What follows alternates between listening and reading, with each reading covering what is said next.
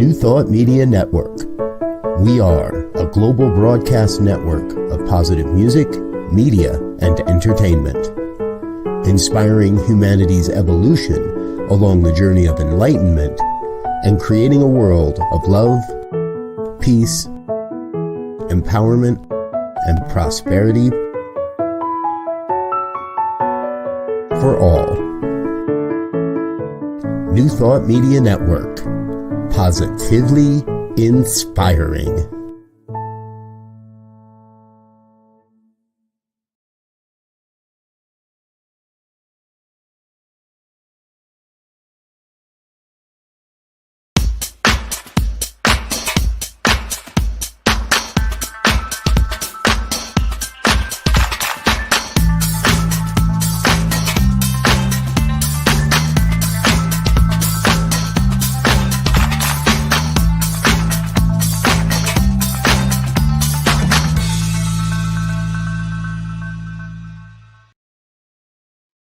Well, hello. Hi, it's me, Bonnie Gonzalez, your doula for grief. Welcome, welcome, welcome. I just want you to know that I am still a grief coach, a registered nurse, a religious science practitioner, and a soul collage facilitator. And I'm just here doing what I so love, what so speaks to my heart. And that is bringing grief out of the shadows, bringing it right smack dab into the center of our lives. As you know, that grief is a vital part of living. It is a human experience. So I want to continue our dialogue and continue to move the needle on this conversation, on this topic. And I'd just like to give a little clarification on what grief and loss is. So knowing that grief is what we feel and a loss is what we experience. We experience a loss, which then leads us into grief. And one of the things about grief that is so vital that I want to just remind you is that grief needs to be validated. Grief needs to be heard. And once we are heard and have this grief validated, grief has this magical superpower, and that is to heal us. That is exactly where the healing is. It is in moving through that grief. So knowing that when you experience a loss, yes, grief will follow. And loss can be, wow, we always think of the big loss. Yes, the big mother of loss is death. That is the biggest. But we still have a divorce, a loss of a job, loss of hopes and dreams, a geographical move that can just take you out of your normal lifestyle, and then you grieve the loss of that former lifestyle. And I'm definitely can speak to that so many things can put us into that grief, and being able to really discuss it and being able to allow ourselves or invite ourselves to just be honest about what it is that we're feeling. I call it leaning into the discomfort, leaning into those feelings that we so want to avoid. But it's those feelings that will heal us. So I want you to just sit back today and make this a part of your day. You can always drop comments in. We pre-recording, but you can always drop a comment in the comment box, send me an email, and definitely will respond. So with all that said around grief, here's what I can't believe is that we are at the holiday season. Where did this year go? Where did this year go? But we are here now with the holiday season. And I have just talked with so many people that really basically almost dread our holidays. And it's like, how could that be? How can we reestablish a good feeling around the holidays? And and here in the US, basically the holidays start with Halloween. So you get Halloween, and then you get Thanksgiving, and then you have Hanukkah, and then you have Christmas, and then you have Kwanzaa, then you have New Year's Eve, and you have New Year's Day, and some people even make the Super Bowl a holiday, a big holiday, and it is a big festive time. And all I'm saying is that all of these special events coming together at once really stresses people in so many other ways, other than our grief that we're going to talk about, but just that people are already feeling stressed, stretched to the max, overcommitted, maybe overburdened. And then you add on to that, what happens is that thoughts of our loved ones that have passed, that have transitioned, comes into play. And so that's asking a lot. That's asking a lot from all of us, from each one of us. That is asking a lot.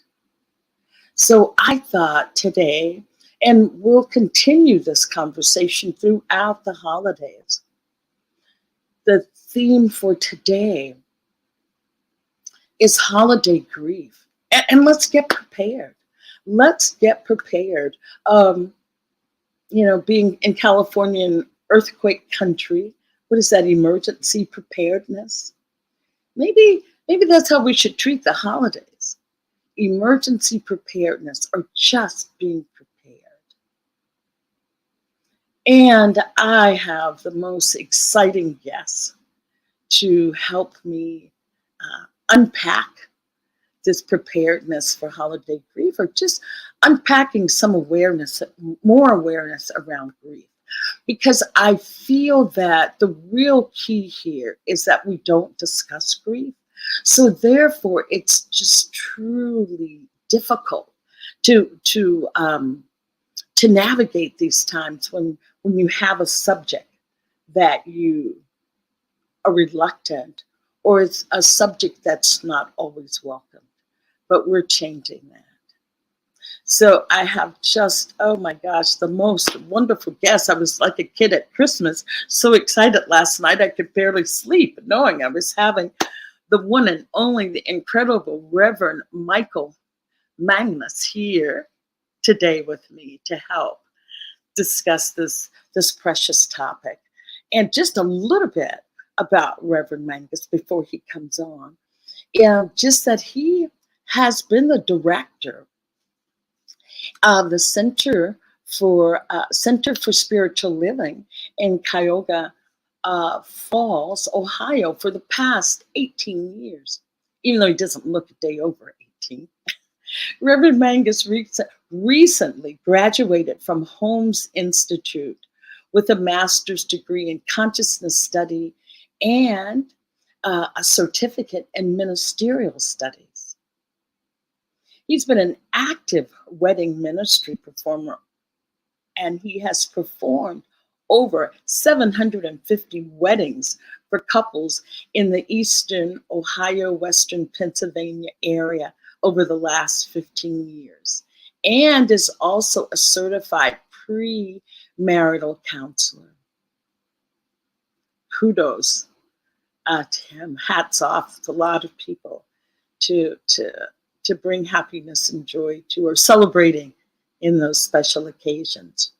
And currently, Reverend Micheal is active on the New Thought Media Network with his Friday evening fireside chat and membership on the network's international prayer team. Reverend Micheal also serves as a show producer and was invited recently to be a member of the network's media team that provides video streaming for New Thought organizations and spiritual events. Reverend Micheal currently lives in Akron, Ohio, with his practitioner wife, Diana. So please help me welcome Reverend Mangus to our show today. How exciting! How are you? How are you? How are you navigating all of this? This bio was like, wow, he's packed a lot of living. You've packed what? 500 years of living down into, I'm sure you're only 40, into 40 years. First of all, Bonnie, thank you so very much. And I really consider it an honor to be asked on your show. Yeah, it's just, life is interesting. You think you're going to go, like when you get out of high school, you're going to go in one direction and then you go in another direction and then it leads you back into, again, another direction. So yeah. it's interesting. Again, when I got out of high school, again, interested in radio. So I worked a couple of years in broadcasting. And then I said, well, I don't want to do this anymore. So I served for 32 years in local government, being a tax collector. Tax collector. Okay, next guess. Wow. When we have the show on prosperity, you can understand that some spiritual practitioners said, Michael, you always need to kind of work on when people hand you their money. that sometimes that they have this very negative vibration on it. So So after 32 years of working for the government, I just said, what again, the nagging voice in me says, hey, ministry. So we were able to get ministry closer, or Homes Institute closer to Ohio, by starting a teaching center in Dayton, which was run by the Reverend Dr. C.C. Coltrane, who's now the dean and also the president of Homes Institute. So it was really good to, again, to be local and also understand that we also have a global reach. So yes. I just wanted to ask you back up just a little bit when you were saying that being this tax collector and then going to ministry. Was there some part of you, Reverend Micheal, that was always, say, having the spiritual undercurrent? That's what I call it, a spiritual undercurrent, a desire to help, even with what you're doing. Yeah. So, and that was, I think, when I was working for the government, is the question that I asked myself is, how can I be Spirit's hands in the area? And so what would happen is that we would have ministers come down that did not file the paperwork to get tax exemption. And then they would end up at my counter saying, what should I do? Oh, end up at your counter. Yes, right? Not down at delinquent tax, but at my counter. And counter. I would say, well, did you fill out the 3 forms? No, I didn't. Did you claim everything on your property as tax exempt or ministry eligible? No. So I really tried to again to be Spirit's hands there, even though that for me, I mean, that was a very interesting job. But I think that after 32 years of it, and also it was just time for me to get out of there and to also to do what I really love to do, which is ministry and also media. So, so you married the two. Well, yeah, it wasn't. So it was, I think it was back in 2015. And I had, I was listening to a shortwave radio station, and one of my friends, Ted Randall, he had on a gentleman who did amateur radio test prep. And I'd always wanted to get my license. And Right. so I was listening, and then Joe, could you just put me in the shot just for a second here? Take Bonnie out and just put me in the shot for Yeah. just a second. Or maybe I can do that. Here's what I'll do. Okay. There you go. Okay.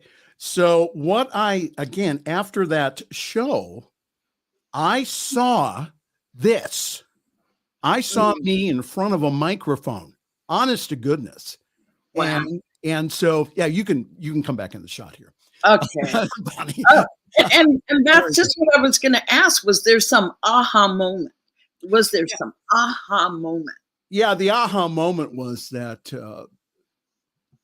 for some reason that's again, I kind of put that on the back burner as far as, being in radio and doing radio. So within 6 months, I had not only my my extra amateur radio license, and that's a whole nother story. Right. I had that, plus I also had my my commercial operator's license. And again, that's another miracle that I found someone who I was very familiar with, who worked for the county, for the domestic court, who just happened to be an amateur radio operator and also a commercial tester.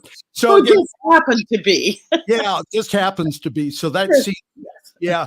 So again, going back into the whole idea of, again, going back to school. I went back to school when I was 57. And I think that for me, it was quite a change, because I had not been back in school for a while. I, again, did very well on my testing for the radio licenses, but again, studying, doing papers, all that stuff. Yes. But again, I think that just, it's one of those things where it was interesting going through it, but I'm really glad I did it. So that's why I say, no matter what age you are, if you want to go back to school, and then just do it. Do it. As Nike says, just do it. I'll tell you this quick one. When I was in nursing school, I was in nursing school with a woman who was 65 years old. And I thought, oh my gosh, but I've always admired that. And then I get to be 65 and I'm in school somewhere. How did this happen? The tables turned. But yes, never give up on your hopes and dreams. Never. It's never too late. No. And so with that said, and I'll fast forward now that just one thing before I fast forward.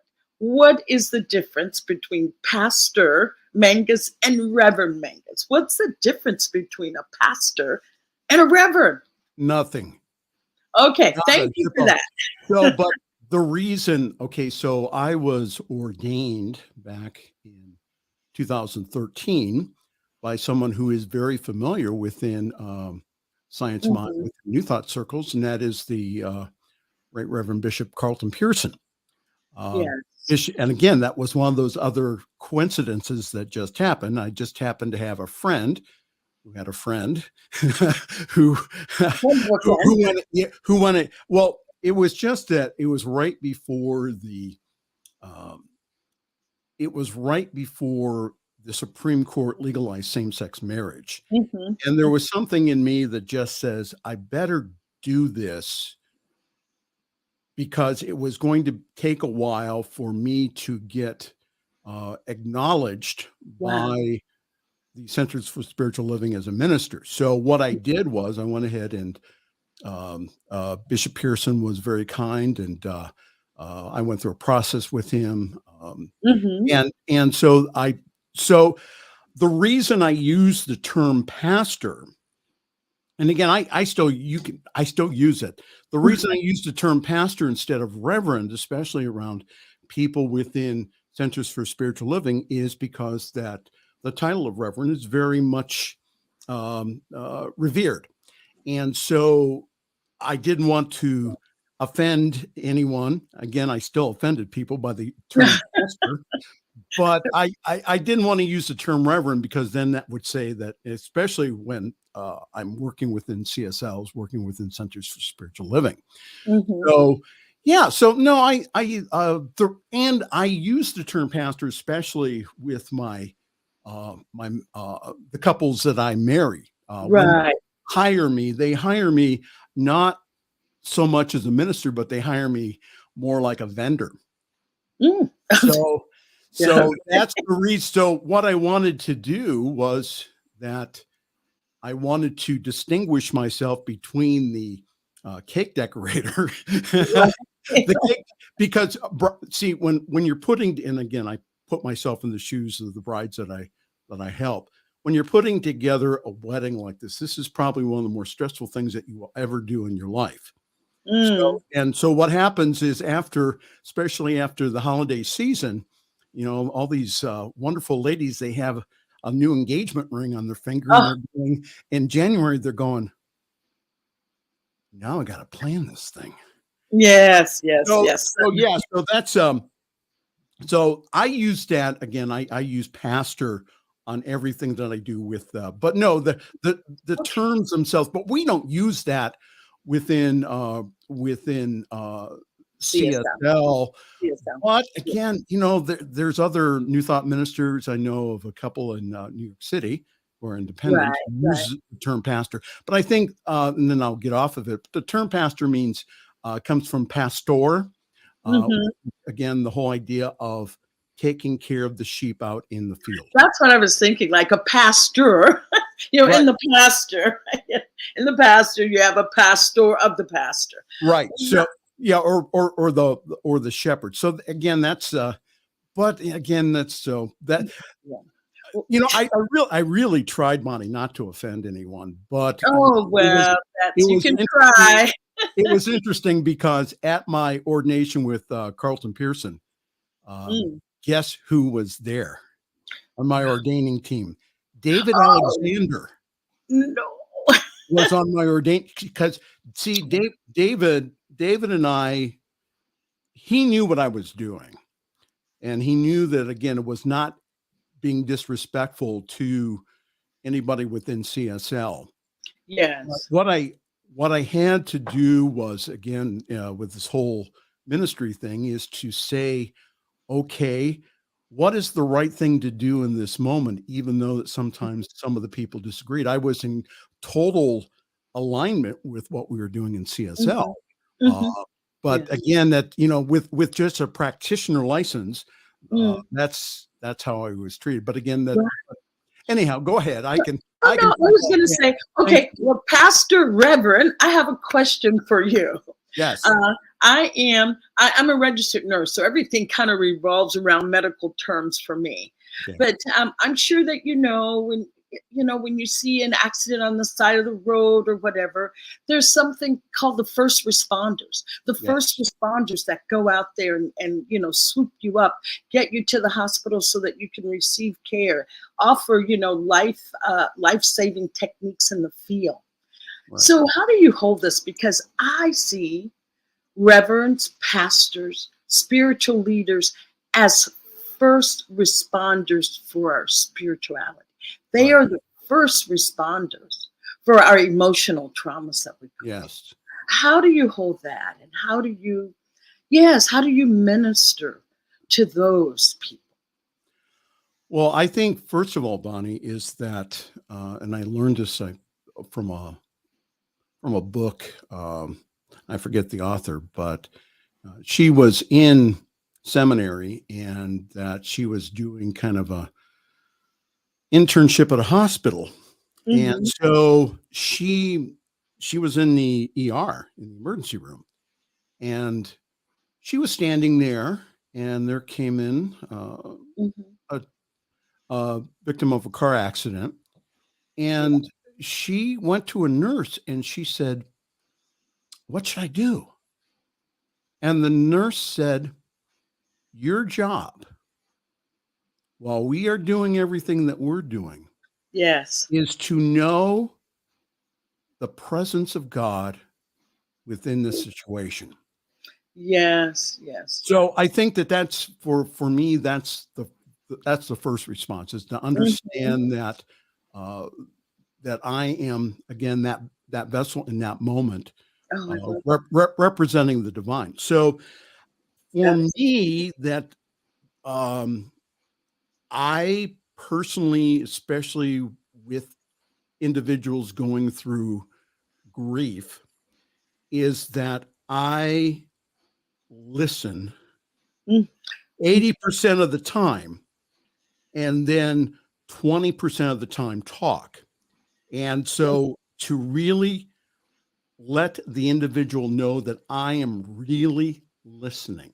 And yeah. sometimes what I'll do is I'll do reflective listening. I'll say, Mhm. they'll go ahead and I'll talk, and then I'll say, what I'm hearing you say here is in this moment, I'm just hearing your sadness, your grief, your again, Mhm. that you really cannot believe what is going on. So I'll do some reflective listening like that. Yes, I yes, think yeah. for me, I respect one of the uh, touchstones of when I do counseling, is the whole idea of understanding that the individual is the divine also, is the divine presence. So they have their own answers. Now, let me share with you again the evolution of New Thought over the years. When I Yes. got into New Thought back in the 80s, things like grief, things like sadness, trauma, what Mhm. would happen is that, again, well-meaning ministers would I say, hear you. well, you need to forget about that. Mhm. Can you just let that go? Okay. So through a series of events, I ended up in a hospital Uh-huh. for food addiction and also for codependency treatment. So Wow. Yeah. what I learned was that there's a step before letting it go. And Ye that step is really feeling the feelings, Oh, not to keep dredging them up, but to really to experience them so that you can let that go. Now, on my recent licensing panel, 3 well-known, well-respected, mhm. and long-term ministers of the science of mind and spirit, one of them asked me about, again, this would not have happened 20 years ago. Right. Yeah, They we're in a new place. Right. So they asked me, or she asked me, she says, uh, about spiritual Band-Aid. See, Ooh, I like that. we would not have even approached that subject again.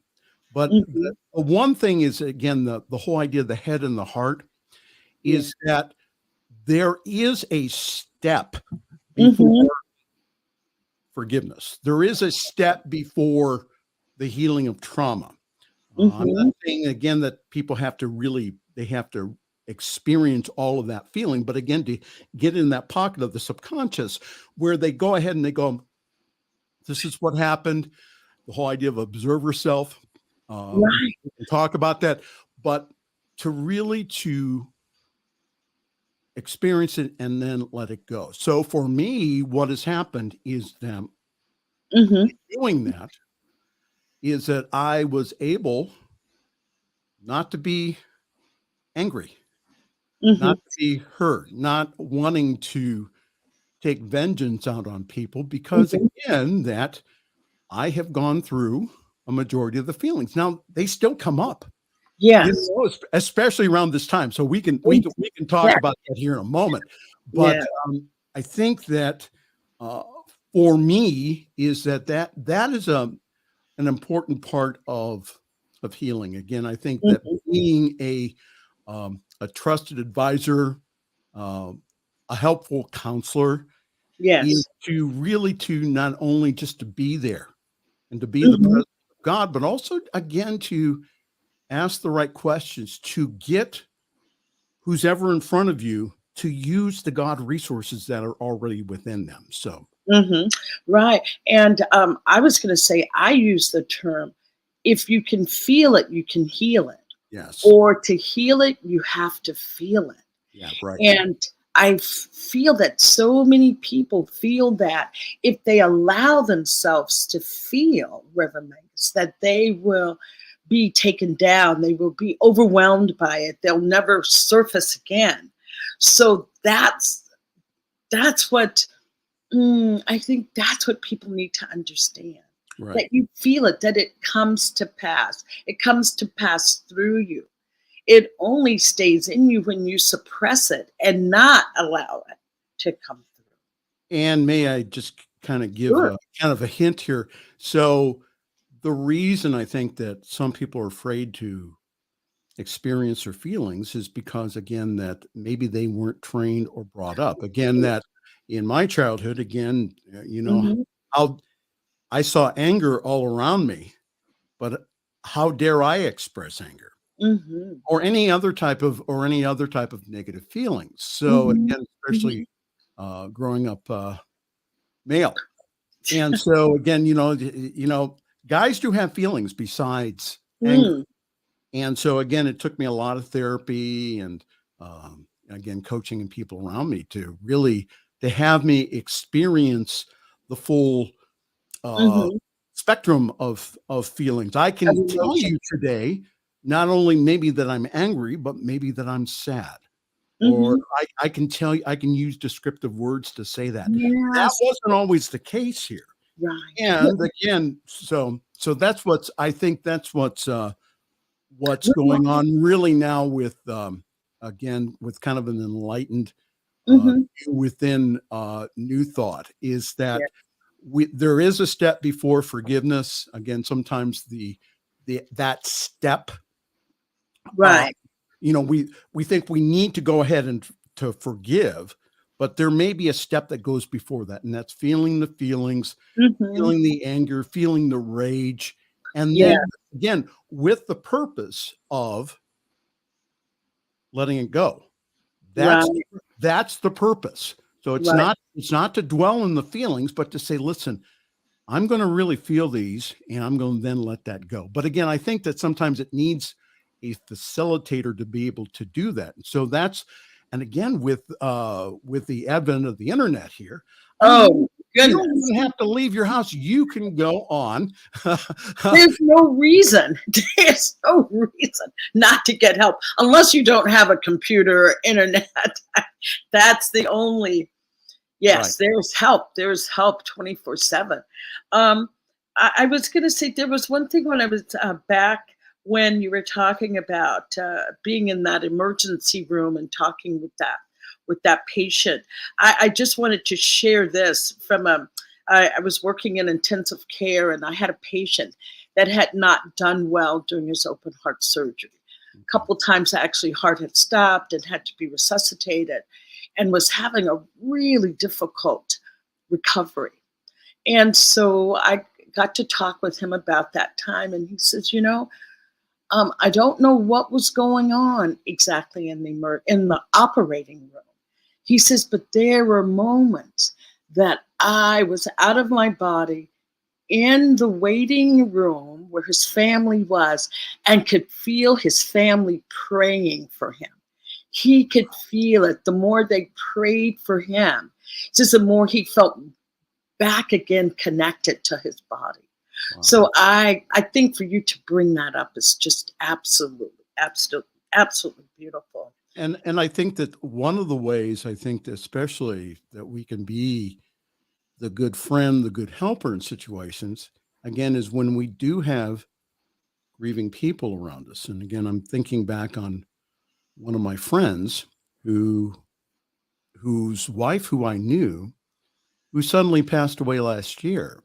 Hmm. And that, Suddenly, did you say suddenly? yes, yeah. Those are the hardest. She was in class that evening Oh my with goodness. us. She was in class that evening with us. I'm with Dr. Tom Senar, who's Hmm. one of our instructors at Holmes Institute. Well, I'm in his private classes on Wednesday nights.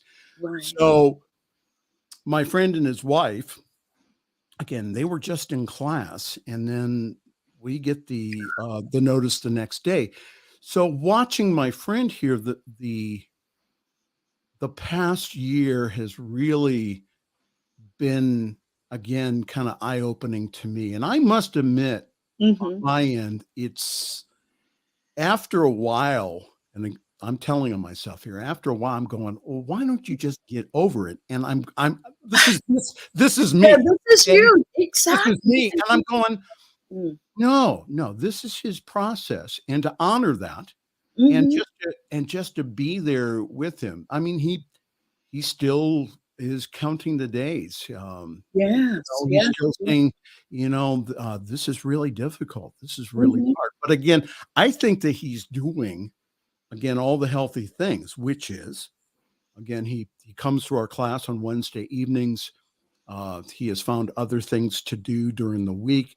He still honors his wife, who I really do believe is still Right. with him, helping in spirit.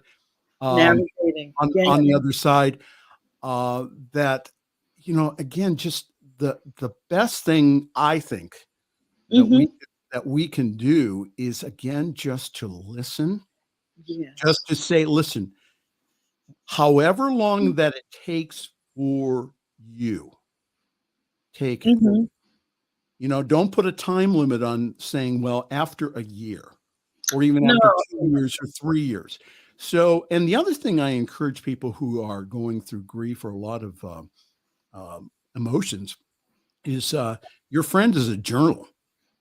Write Mm. all of those down. Now, the other thing too that I watch out for, especially in my friends who are going through grief, is I listen for things like, I don't want to live anymore. Oh, of course. Yeah, I don't want to live anymore. I'm, Mm-hmm. Why the world, bother? the world would be better off without me. And Mhm, so mhm. those are kind of the warning signs of maybe we need to take this, we need to talk about those feelings and to, again, I've had friends of mine. I had one friend of mine, a very close friend who took his life because he thought it was the right thing to do. Right. So, and I just want to say to anyone who's watching today is that that's not a viable option here. Okay. Mm, There's a lot of different, that is an option, but mhm. again, that understand that your action of taking your own life, what that will do is that will affect Everyone. everyone around you for Yes, the rest of their life. exactly. So that's what I'm saying is, again, that if you have any type of feelings of self-harm or Mhm. suicide, Please. please get public with them. Mhm, Go to your minister or your counselor, get mhm. public with them, and then hopefully then that they will get you help. Right. So one of, and I will share this. One time when the one event that drove me into ministry was when I had a very uh, close, well, the woman I was living with, she said it was over, Mhm. and I was in love with this woman, Uh, and so I had thoughts of taking my own life. Now, instead of bottling them up, I'm mhm, wise enough to share them with my doctor, mhm. share them with because again that I I was having those feelings. They were real for you. They were real. Yeah. Absolutely. So what I did was, again, I got public with them, and then my physician at that time, he um, he said I'm going to put you on some medication, Mhm. but he said you have to promise me on your word that you will not take your life. And he would not let me out of his office until Wow. I convinced him of that. Mhm, mhm. So I think that, again, getting public with the right people, and again, Yes, letting getting yeah, the getting right people know. getting public with, again, your minister, getting public with your therapist, getting public Mhm. with your doctor. I think that those, because they can help you, again, to navigate those feelings without acting on what you're thinking. Right. And I would also like to take it one step further. Yes, being totally honest, but also we as just people in the lives of other people, checking in on people that you know may be having a difficult time, or Right. just checking. You don't even know. Maybe you thought they were fine, but just checking in. What is that term? I am my brother's keeper. That it's maybe time to embrace some of that. To say, let me check in on Miss Brown. I know her husband died 2 years ago, and this is Thanksgiving. She may be feeling whatever. Just checking in on each other. Right. And there was one other thing that you talked about when you said listening, that all we have to do is just listen. I was reading something that was talking about that there's a difference between listening and hearing. Right. That we can listen, but do you really hear?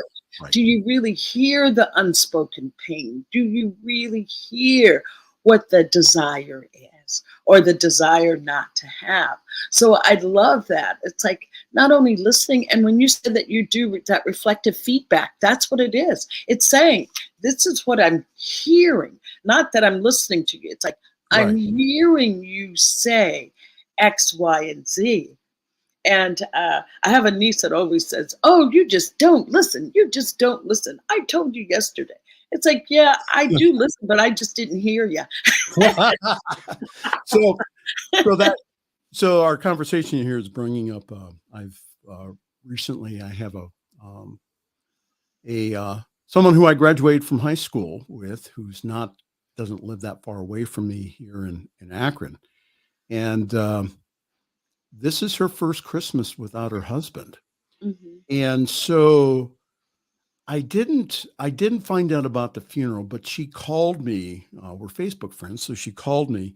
She has, her husband was also an amateur radio operator. So I was able to go over there. And that's on my to-do list this week, is just to check in with her, but to enter into the conversation and just be there. She wanted me to go through his equipment and do, maybe that we're going to be able to sell some of that. But I think that whole thing of, again, that, she's going through the first Christmas without her significant other. Mm-hmm. So I think that's one, again, that what I encourage people to do, again, is to what we talked about, is to again have people that you can go to, that you can just go ahead and just say, this is really tough. And it may involve, or may include, doing things differently this Christmas. For example, maybe this isn't the Thanksgiving or Christmas that I do the dinner. Exactly. Yeah, maybe this is the Christmas that we make sure that we either have the spouse's favorite dish on the table, or we don't. Yes. So go ahead. Oh, no. I was going to say, how about this one? How about you just stay in bed? You stay in bed and you watch your favorite whatever. It doesn't have to be the tradition of doing anything. Right. And so that brings me to a second point. I think that, again, I got a real good lesson in this when I was attending and also working with people in adult children of alcoholics. Okay. So what would happen is this: they would go home for the holidays and then come back in January and complain about how they were abused, mistreated, discounted, the whole gamut of feelings. So I think that, again, in our culture, is that there is an unwritten rule that we should go home for the holidays. Oh, yes. All right. So and for me, that's one of the things that, especially in recovery, is I had to grieve over the fact that I did not have a supportive family. I mean, there was a couple of times where, again, on Thanksgiving and Christmas, where I just stayed in my room and cried because, again, of that whole myth that, Yes. of the supportive family. My family, again, today, love them. And sometimes I have to kind of take them in bits and pieces. Okay. Isn't that what Wayne Dyer says? That if you want to see how spiritually evolved you are, spend a day with your family. Absolutely. No. So one of the things that I did after noticing that for a couple of years is that I would bring up as a topic, well, why don't you go ahead and not go home? Yeah. And I brought that up at the meeting, and these people like deer in the headlights. What do you mean not go home? I mean, who installed those rules in you? Again, it's your family, their family, and so on. Right. So and that's one of the things that for me that I had to spend some time in grieving over. So what I had to do, especially around making the holiday special, was that I had to say, okay, what do I need to do to make the holidays special? What do I need to do? Not them, but what do I need to do? So some of the things that, again, over the years that I have adopted is, again, maybe go to another, like a liturgical church service on Christmas Eve.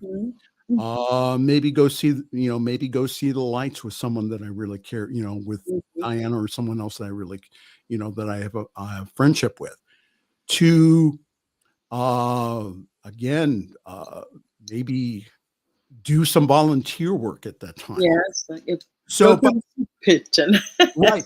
But again, and I'm not saying to use that to mask your feelings. I'm saying that that's some of the things that I had to do over the years to go ahead and to say, well, you know what? They're not going to change. Okay.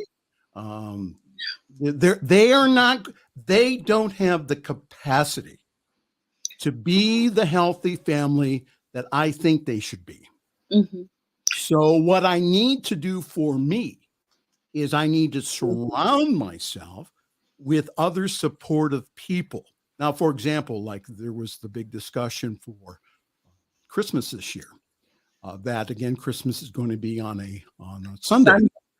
So some of the things that we've done here in Akron on that Sunday is that we had kind of a healthy family Christmas. We would do like a small dinner, and also that we would go ahead and we would share around the circle.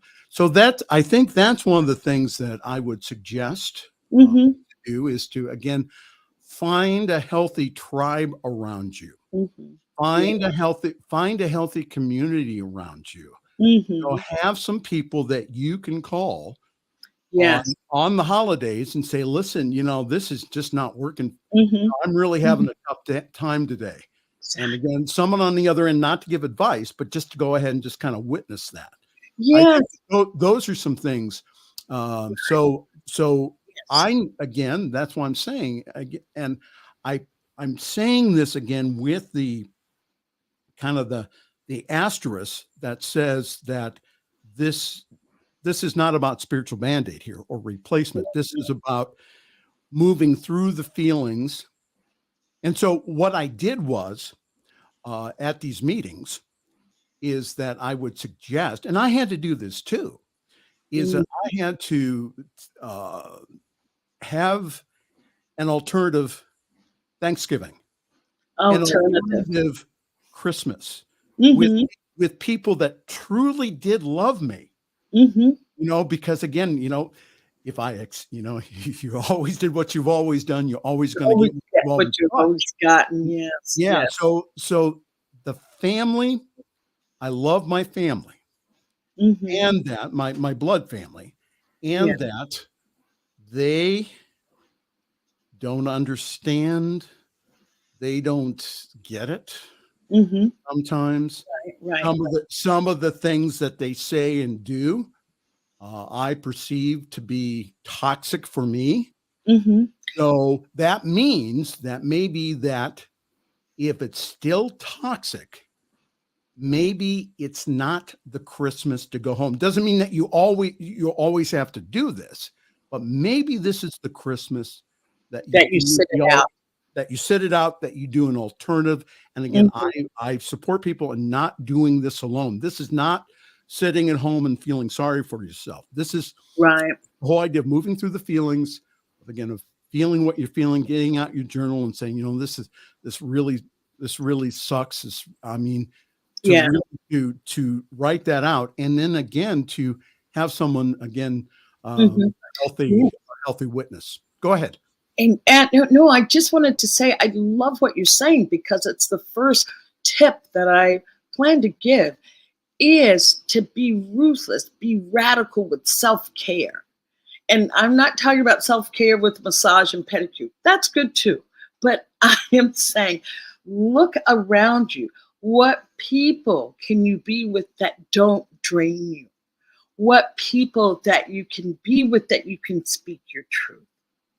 Right. And I feel that the radical self-care, I'm giving you permission. If you feel like, oh, I don't have permission, as Reverend Michael says, to skip Thanksgiving with the family, your doula for grief is giving you permission. Go ahead. I will write you a permission slip. I will write personally. All you have to do is, I need a permission slip not to go home. I will more than happy to write you out a permission slip to be able to do that. One of the things that I think, and I was just thinking of it, is that maybe, again, to make the holidays special for you, is maybe what you want to do is take a look at how they celebrate in other cultures. For example, in Iceland, and again, I do not recall the name, but in Iceland, what they do is that on Christmas Eve, that there's an exchange of books. And so what they do on during the night is they eat chocolate and read the book. Isn't that cool? Favorite things. Yeah. Chocolates. So I was, again, to take a look at other cultures and again, to make the holidays your own again, and to really to understand that what you are feeling, a lot of other people are feeling too. They talk about the whole idea of having a blue Christmas ceremony at church, of again, of really just saying, this is going to be different this year. I really miss my spouse. I really miss people, my parents. So I think just again, to acknowledge that, and to start maybe doing things differently. But again, this is all up to the individual. For me, I really try to give people options rather than tell them what to do, because that's not my job. My job, again, is to facilitate, again, them coming from their own wisdom. Yeah. Holding the mirror. Yeah. So they know how to get through the mirror. Yes. Holding the mirror. And I was just going to say, I was just in Mexico for Dia de los Muertos. Yes. Reverend Mangus, I can't tell you what a healing time that was. People coming together, being festive around grief, around mourning and remembering their loved ones. Yes. It was just truly festive.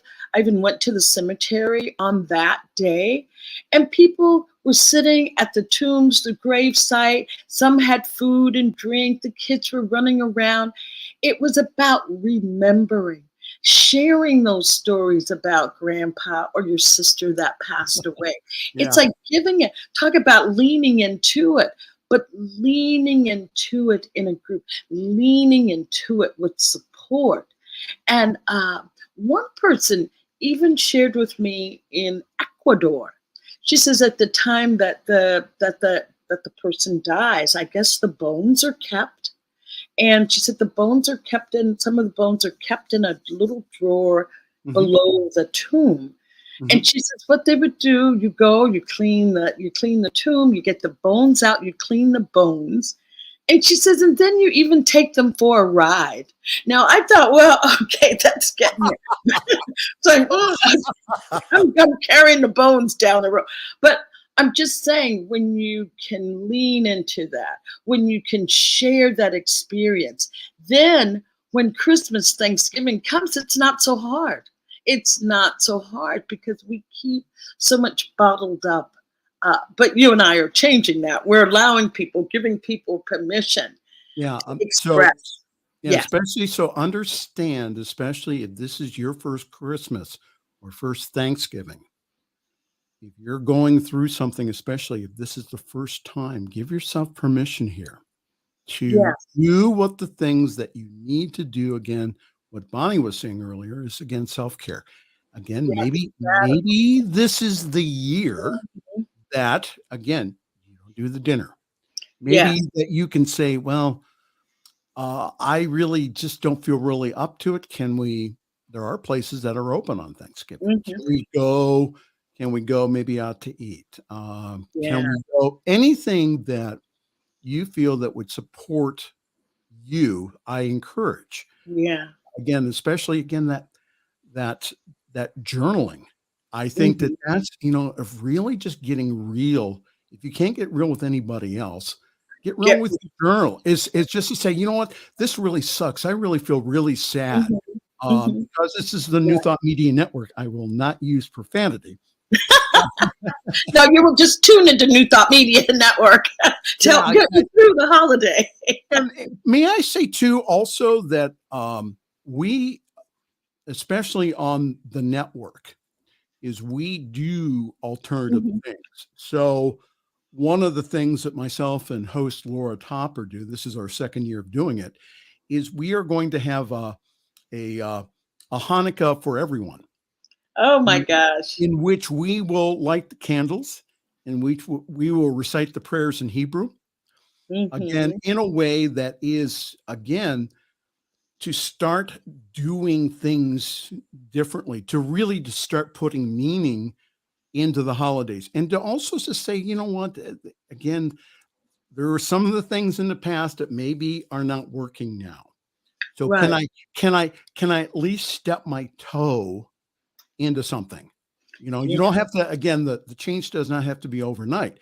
Now, do I suggest it, like for example, like at the 12-step meetings, do I suggest that you not go home for the holidays? If no, what I'm saying to you, to people watching, is really to trust your gut.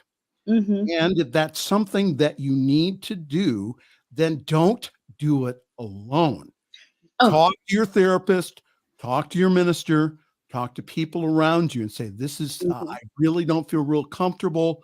Can you be there for me as I go ahead and I take something that's extremely hard for me Uh, to do?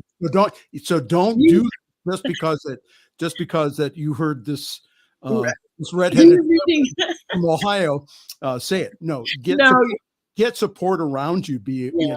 get that healthy family around you. And again, that my community for me is I will say a hell of a lot more healthier than That. my own immediate family. And Yeah. that's because that's my family of choice, not my family of chance. So Great. And I was going to say, you're reading my list, and I'm just going to give one tip, and the kids, we're going to have to go. But that's right. one thing I call is a grief buddy. Get yourself a grief buddy. Somebody that, say you want to go to a party, but it's the first Christmas party you've gone to since your loved one died. Have that buddy go with you. And when you get to the point like, I can't do this anymore, you have somebody help you leave, to help you make that exit, or not feeling good, or someone to look over and say, yes, this is going well. So you could call it a grief confidant or a grief buddy, a grief And buddy. So and I would say also that, again, understand that the holidays, again, that especially the Christian holidays, were plastered over the pagan holidays.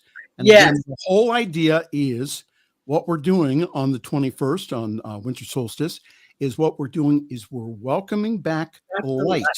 yes, We're yes. welcoming back the light as we understand the mystical meaning of the word Emmanuel, which means God is with us.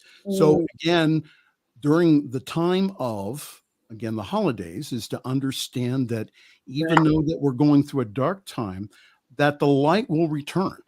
Yes. So see, that's the hope of Christmas. That's the hope of the holidays, is that, again, that the light is returning. So as we deal with, again, as we deal with our feelings, as we go ahead and we move through them, what will happen is that the light will return.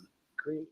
Oh, thank you. Thank you, Reverend Mangus. What a great note to end on, that the light will return. Yes. And please, and you'll let us, how would we find out when you're doing the international holiday? You and Laura. So we will start that. I think it's closer to Christmas this year. We'll have to stay tuned. So, and again, Joe just put up my email, pastormichaelmangus@gmail.com. Yes. Please, even if you're going through something, know this, I'm there for you. I am an email away. Please contact me. Is that I am here for you, especially for the holidays. And again, that you can, I want you to know something here. I'm looking right in the camera. You can get through this. You can, if this is the first one, is that you can get through this. However, it's going to take a plan to be able to do that. So Bonnie and I have recommended, have a plan. Again, please, have a plan to get through it. So again, pastormichaelmangus@gmail.com. Would love to get your feedback. Thank you. Program. And we can see you on Friday nights on Fireside Chat. Yes, so and also I do produce a couple more programs. Oh, you do a lot. Thank you so much. Thank you so much for being here.